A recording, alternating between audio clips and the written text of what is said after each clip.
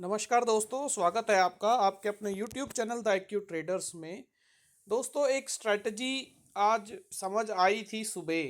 हालांकि वो मैंने शेयर नहीं की थी टेलीग्राम पर, बट उसका मैंने कुछ बाद में व्यू डाला था कि इस तरीके का पोजीशन समझ आ रहा है, बनता हुआ दिख रहा है। और ये चीज़ 1:2 जो एक्सपायरी वाले दिन मुझे समझ आती है या दिखती है, इसके ऊपर मैंने 2 से 3 वीडियोस अभी पुराना, जब से मैं एक्टिवेट हुआ हूँ यूट्यूब पर इस साल से, तब से मैंने उसी पॉइंट के ऊपर वो वीडियोस बनाई है, कॉन्सेप्ट समझाने की भी कोशिश की है। आज फिर से अपने डेटा के साथ सेंसेक्स की एक्सपायरी की पोजीशन मैं शेयर कर रहा हूँ इस वीडियो में, स्ट्रैटेजी के तरीके से। और 1:2 वो स्ट्रैटेजी थी, उसके पॉइंट ऑफ व्यू से फिर से आज मैं बताने की कोशिश कर रहा हूँ कि वो क्या पोजीशन थी और वो किस तरीके से एग्जीक्यूट होती, और उसमें मेरा क्या माइंडसेट था उस पोजीशन को समझने के लिए। तो दोस्तों, ये कोई ज़रूरी नहीं है कि जो मेरा माइंडसेट है पोजीशन लेने का या समझाने का या समझने का, उस तरीके से आपका भी बिहेवियर हो। तो आपको ये वीडियो समझ आए, पसंद आए, तो दोस्तों लाइक कीजिए, इसको शेयर कीजिए और कमेंट कीजिए। क्योंकि यूट्यूब में जो हमारी रेटिंग है वो काफ़ी कम हो गई थी। यूट्यूब की तरफ से वार्निंग भी आई थी, जिस वजह से मैंने ये फिर से 2-4 वीडियोस बना के अपने चैनल को एक्टिवेट करने की कोशिश मैं कर रहा हूँ। तो दोस्तों, आपका कमेंट, आपके लाइक्स हमें हमारे यूट्यूब के एल्गोरिथम में काम आएंगे। तो यूट्यूब हमारे चैनल को डीएक्टिवेट नहीं करेगा, और जो हमारे पुराने वीडियोस हैं वो भी एज इट इज़ आपको समझ आते रहेंगे और दिखते रहेंगे। यूट्यूब का डीएक्टिवेशन का मैसेज तो नहीं आया था, लेकिन उनका मैसेज आया था कि आपका जो चैनल है वो काफ़ी डल हो गया है। तो आप अगर इसमें कोशिश नहीं करते हैं तो कुछ प्रॉब्लम्स हो सकती हैं। तो दोस्तों, इसलिए हम कोशिश कर रहे हैं कि यूट्यूब के पॉइंट ऑफ व्यू से, यूट्यूब के माध्यम से आपको स्ट्रेटजी भी समझाएं, क्योंकि ये स्ट्रेटजी हम करते हैं, समझते हैं, और पिछली 2 से 3 वीडियोस में मैंने बताई भी है। तो दोस्तों, वीडियो शुरू करते हैं। ये सेंसेक्स की स्ट्रेटजी है, आज की एक्सपायरी की है। जैसा मैंने लास्ट वीडियो में भी आपको बताया था कि सेंसेक्स की या निफ्टी की जो एक्सपायरी होती है और एक्सपायरी वाले दिन हमें ये स्ट्रेटजी समझ आती है। उसका कारण है कि हम जो मूवमेंट है बाजार का, जो जो इंडेक्स का मूवमेंट है, निफ्टी हो चाहे सेंसेक्स हो, उसके मूवमेंट के साथ हम थीटा डीके को खेलना चाहते हैं, समझना चाहते हैं और गेन करना चाहते हैं कि थोड़ा बहुत मूवमेंट आ जाए हमारी डायरेक्शन में।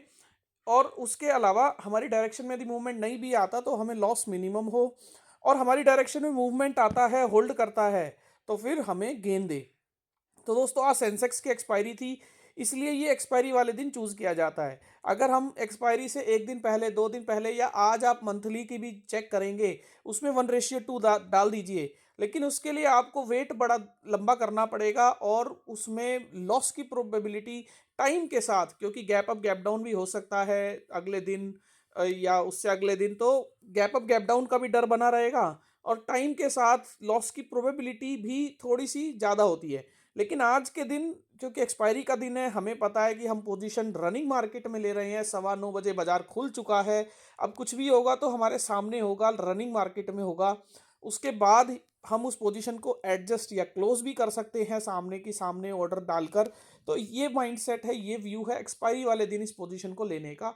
अदरवाइज 1:2 तो आपको आज मंथली में भी दिख रहा होगा, वहाँ भी आप ले सकते हैं, लेकिन उसमें रिस्क रहता है। तो इसमें रिस्क तो इसमें भी है, आप देखेंगे वन साइडेड है, इसमें लॉस जो है वो काफ़ी बड़ा रहता है। लेकिन वो रिस्क, क्योंकि हम बाजार को मॉनिटर कर सकते हैं, तो वो हमारा कम भी रह सकता है। हम उस रिस्क को मिटिगेट कर सकते हैं, समझ सकते हैं, उसमें पोजीशन ले सकते हैं।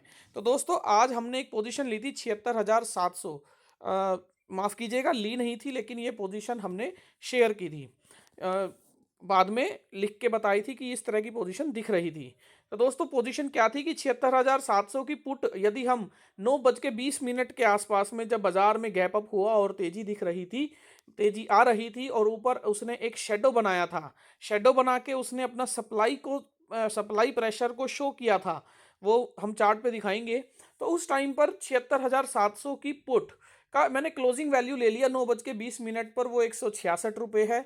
और 76,400 की क्योंकि 166 रुपये थी, तो हमने देखा कि इसका जो हाफ है वो 300 पॉइंट दूर मिल रहा है। और जो ये 300 पॉइंट दूर मिल रहा है 76,400, ये वो रेंज है 76,400, 76,300, ये वो रेंज है जिसमें सेंसेक्स पिछले 2-3 दिन काफ़ी अच्छा होल्ड किया है, काफ़ी अच्छा रुका है। तो अगर इस रेंज में अभी 5 मिनट के अगले, मतलब मैं 9:20 पर सोच रहा हूँ कि इस रेंज में अगर अगले 5 मिनट में 9:25 पे भी ये घुस जाएगा, 300 पॉइंट वापस आ जाएगा, तब भी मैं एक एज्यूम कर सकता हूं कि इस रेंज में ये होल्ड करेगा। क्यों होल्ड करेगा? क्योंकि इसका वहां पर एक जोन है, एक ट्रेडिंग का कंसोलिडेशन जोन है, वो आपको चार्ट में दिखेगा। तो दोस्तों ये आप ये एक एजम्पशन था कि जो हम सेल कर रहे हैं वो एक रेंज में रहे, रेंज जोन में रहे, और जो बाय कर रहे हैं वो नियर टू एटीएम हो। और इसका जो वेरिएशन है वो वेरिएशन आपका 1:2 का है। तो वन आपने पुट लॉन्ग की, हमने पुट लॉन्ग की फॉर एग्जांपल, और उसके दो हमने पुट शॉर्ट की। ये आपको दिख रहा होगा, पुट लॉन्ग और पुट शॉर्ट। पुट लॉन्ग और पुट शॉर्ट करने के बाद अगर आप ऊपर की तरफ देखेंगे, ये ऊपर की तरफ अगर आप देखेंगे, तो ऊपर की तरफ आपको कोई लॉस है ही नहीं, न्यूट्रल है बिल्कुल। ये 40 रुपये भी छोड़ दीजिए, न्यूट्रल है। लेकिन नीचे की तरफ आपको 76,098 जो मेरा ब्रेक इवन है, ब्रेक इवन के बाद, इस ब्रेक इवन के बाद आपको लॉस जो है वो अनलिमिटेड होगा। क्यों होगा? क्योंकि आपने बाय तो एक ही की है, सेल दो किए हैं। तो जो दो सेल की है उसमें से एक तो बाय से काउंटर हो जाएगी, लेकिन एक सेल तो नेकेड की तरह बिहेव करेगी ना, एक सेल तो फ्यूचर बन जाएगी ना। तो इसका अगर आप पे ऑफ ग्राफ देखेंगे तो वो कुछ इस तरीके का नजर आएगा, जिसमें 76,700 के बाद ये एक पीक बनाएगा प्रॉफिट का 76,400 पे, और उसके बाद फॉल आएगा, और वो फॉल काफी बड़ा हो सकता है, फ्यूचर की तरह पोजीशन बिहेव करेगी। तो इसका मतलब ये हुआ कि इसमें क्योंकि हम बाय पहले ले रहे हैं, हम एटीएम में बाय पहले ले रहे हैं, तो अगर बाजार मंदा आता है, अब आप व्यू समझिएगा कि बाजार नीचे जाए, नीचे जाए और रुक के जाए, एकदम एग्रेसिव ना जाए, नीचे जाए, रुक के जाए। 76,700 600 के बीच में कुछ समय बिताए, 600 500 में बताए, और क्लोजिंग होते होते जब 9:20 पे हमने पोजीशन डाली है, तो दिन में 14 बजे 15 बजे जब मर्जी क्लोजिंग होते होते ये 76,400 के आसपास घूमता रहे। क्योंकि 76,400 पे मेरा मैक्सिमम प्रॉफिट है, 6,040 रुपये, 6,000 रुपये आपको दिख रहा है। तो वो मैक्सिमम प्रॉफिट में से मैक्सिमम अमाउंट उस टाइम मुझे मिल रहा होगा। ये एक व्यू है। ठीक है दोस्तों, अब इसमें मैंने क्या किया, अब एक बार मैं आपको चार्ट पे लेके चलता हूँ। चार्ट पे मैं आपको लेके आया हूं, और इसमें मैंने जो ये मार्क करके आपको दिखा रहा हूं, ये जो एग्रेसिव गैप बाजार खुला, खुलने के बाद एग्रेसिव तेजी आई, एग्रेसिव तेजी के बाद ये एक शेडो है, ये एक शेडो है जो मुझे दिख रही थी, जिसमें सेलिंग प्रेशर क्रिएट हो रहा था। इसके बाद यहाँ जो लाइन है ये 76,700 की है, नीचे 76,400 की है। इस लाइन में हमने ये ट्रेड यहाँ 76,700 पे मान लीजिए ले लिया, और 76,400 की पुट हमने सेल कर दी, दो, जैसा मैंने आपको स्ट्रेटजी के पे ऑफ ग्राफ में दिखाया है। अब दोस्तों इसमें क्या हुआ, इसमें हमने ये मार्क किए हैं कुछ पॉइंट्स, और हमने कुछ पॉइंट्स लिखे भी हैं, वो मैं आपको अगली एक्सेल में दिखाऊंगा।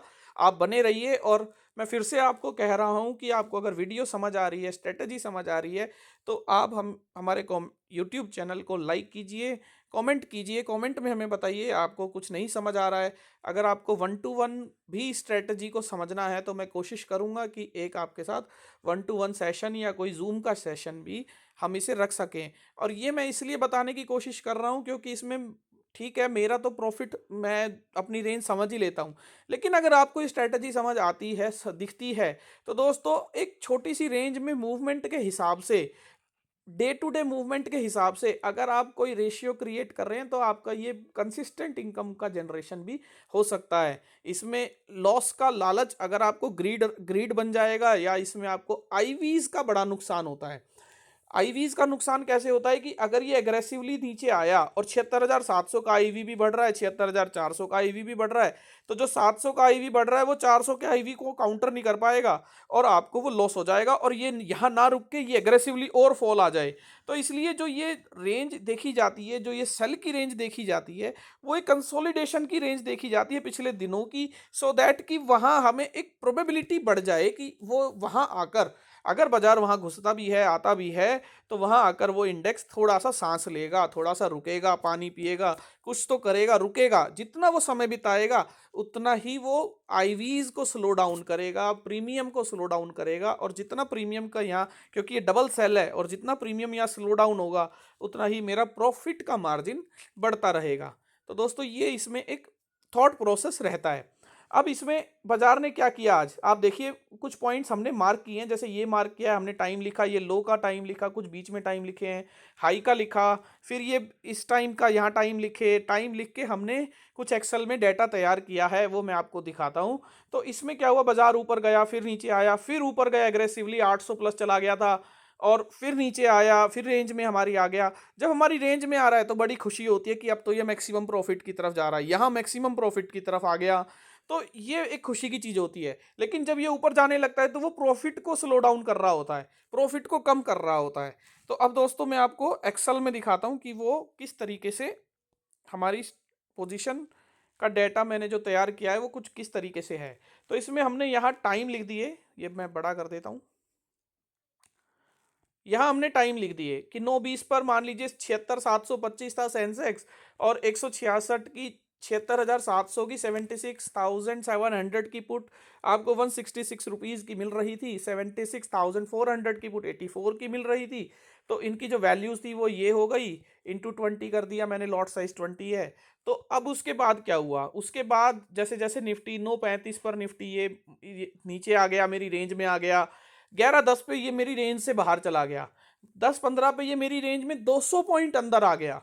तो जब ये मेरी रेंज में 200 पॉइंट अंदर आ गया और करीब करीब 1 घंटे का समय बीत चुका है, तो मेरा जो प्रॉफिट है वो 1900 रुपये तक चला गया, वो मेरा प्रॉफिट 1900 रुपये तक चला गया।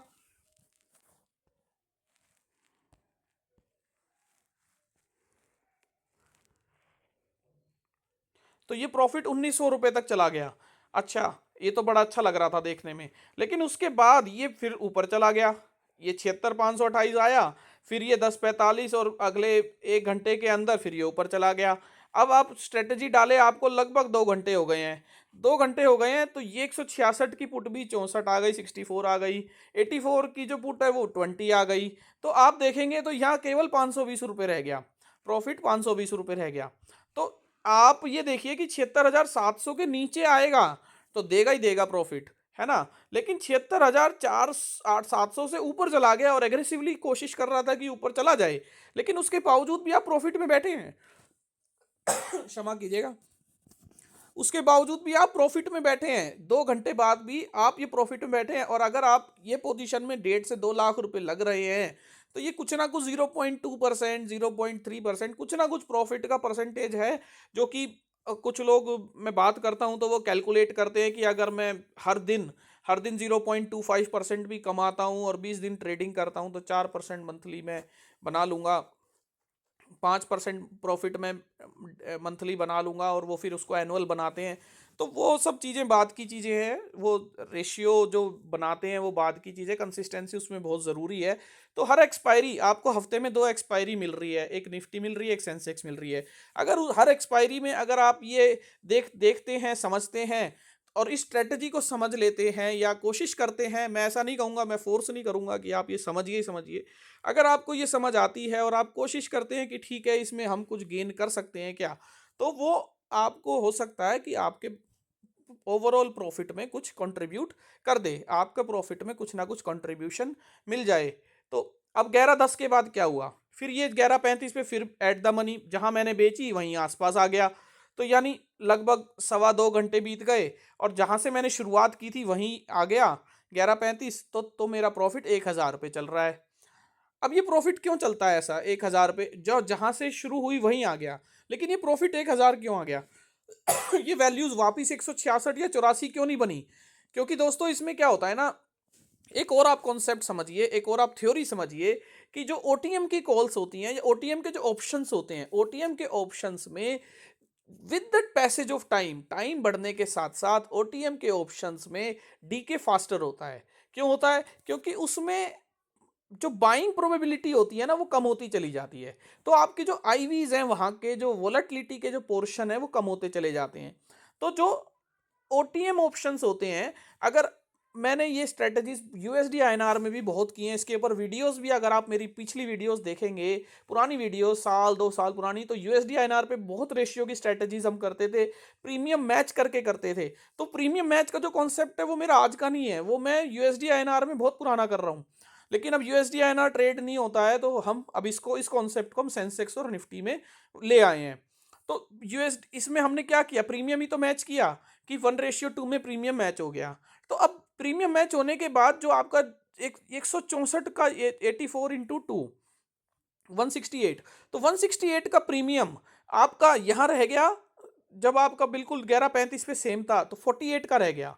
168 का प्रीमियम 48 का रह गया, × 2 आपने किया है ना, या फिर 84 - 24 कर रहे हैं तो 60, और ये सेम 166 - 100 ये 60।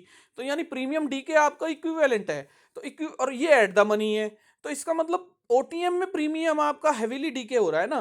तो ओटीएम का प्रीमियम हमेशा हैवीली डीके होता है अगर उसमें आईवीज नहीं बढ़ रहे हैं और उसमें बाइंग की जो प्रोबेबिलिटी है वो कम होती रहती है, बाइंग का इंटरेस्ट कम होता रहता है, इस वजह से उसके प्रीमियम डीके फास्टर होते हैं। सॉरी। तो उसके बाद आप देखिए, उसके बाद ये 12:20 पे फिर नीचे चला गया, नीचे चला गया तो प्रॉफिट 2460 तक चला गया। उसके बाद ये इसने एक डिप लगाया 1 बजे 76,488 का, जो हमें लो डिप दिख रहा है, उस डिप के आसपास में आपका प्रॉफिट 3000 पे चला गया। और 15 बजे के आसपास ऐसा देखने में इसलिए मजा आ रहा है, ऐसा इसलिए ये प्रॉफिट सब ये प्रॉफिट में है, सब ये इसलिए देखने में मजा आ रहा है क्योंकि आपका जो बाजार है वो आपकी रेंज से बाहर गया ही नहीं है ना सारा दिन। आज सारा दिन वो कंसोलिडेशन में बैठा रहा, तो वो आपकी रेंज से बाहर ही नहीं गया, 700 से 400 के बीच में ही घूमता रहा। 700 से 400 के बीच में भाई तू पूरा दिन बिता दे, तो आप आराम से होल्ड कर सकते हैं इस पोजीशन को। और आराम से होल्ड किया तो आपने लगभग इसमें 3500 रुपये के आसपास में क्लोजिंग के आसपास तक, या 3000 रुपये भी मान लीजिए क्लोजिंग के आसपास तक इसमें मिल गए। और अगर आप इसमें वैल्यू देखेंगे और कोई दूर का ओटी पुट, जैसे एक बाई की थी 2 सेल किए हैं, एक बाई की है 2 सेल की है, अब मार्जिन कम करने के लिए मान लीजिए 74,000 75,000 कोई भी 1-2 रुपए की, कोई 3 रुपए की कोई पुट भी मिल रही होती, वो पुट आपने खरीद ली, तो ये मार्जिन लगभग जो आपका 2.5 लाख का मार्जिन इसमें लग रहा था वो लगभग 1.5 लाख के आसपास आ जाता। तो 1.5 लाख के मार्जिन में 3000 रुपये आपको मिल रहे हैं एक पोजीशन में, तो वो आप समझ लीजिए परसेंटेज। अब आप कैसे उसको कैलकुलेट करते हैं, कैसे बनाते हैं, क्योंकि ये तो आज मिल रहा है। अब इसमें लॉस प्रोबेबिलिटी क्या हो सकती थी वो मैंने आपको बताई कि ग्राफ यदि आईवीज बढ़ते या ये एग्रेसिवली नीचे आ जाता या एग्रेस ऊपर जाता तो कोई दिक्कत थी नहीं, ऊपर जाने में तो आपको लॉस, आपकी स्ट्रेटजी न्यूट्रल रहती, तो आप कहते कि ठीक है आज नहीं कमाया कोई बात नहीं, लेकिन ये रेंज में रह गया तो अच्छा प्रॉफिट दे गया। अगर ये नीचे चला जाता एग्रेसिवली एग्रेसिवली नीचे चला जाता, तो फिर आपको यहाँ कहीं ना कहीं बीच में अपनी पोजीशन को क्लोज करना पड़ता, कहीं ना कहीं कोई लॉस वैल्यू आपको एक्सेप्ट करनी पड़ती कि हाँ आज लॉस हो गया तो चलो एक्सेप्ट करते हैं। अब दोस्तों इसमें हमने ये पुट में बनाई। अब आप बोलेंगे कि इसमें पुट में ही क्यों बनाई, कॉल में भी बना लेते तो ऊपर जाए नीचे जाए, क्योंकि हमने एक्चुअली क्या किया, प्रीमियम मैच कर दिए ना, प्रीमियम मैच कर दिए तो आपका लॉस तो हुआ ही नहीं ना नीचे जाएगा तो। इसी तरह आप कॉल में भी प्रीमियम मैच कर लीजिए, तो आप अगर ये एट द मनी भी एक्सपायर हो जाएगा तब भी आपको 1 रुपये का भी नुकसान नहीं होगा, और कहीं भी ±100 200 क्लोज होगा एक दोनों तरफ की रेंज में। नीचे की रेंज आपकी 76,098 आ गई, इसी तरह ऊपर करते तो आपकी कहीं 77 के आसपास आ जाती, तो आपको 1000 की रेंज मिल गई प्लस माइनस, जो ये 600 चल रहा था तो ±400 आप मान लीजिए, तो ±400 की आपको रेंज मिल गई। इस रेंज में ये घूम रहा है तो जितना समय बिता रहा है अच्छा है, उस रेंज से बाहर जाता हाँ तो आपको लॉस की प्रोबेबिलिटी बढ़ती और आप उस हिसाब से एडजस्ट कर लेते।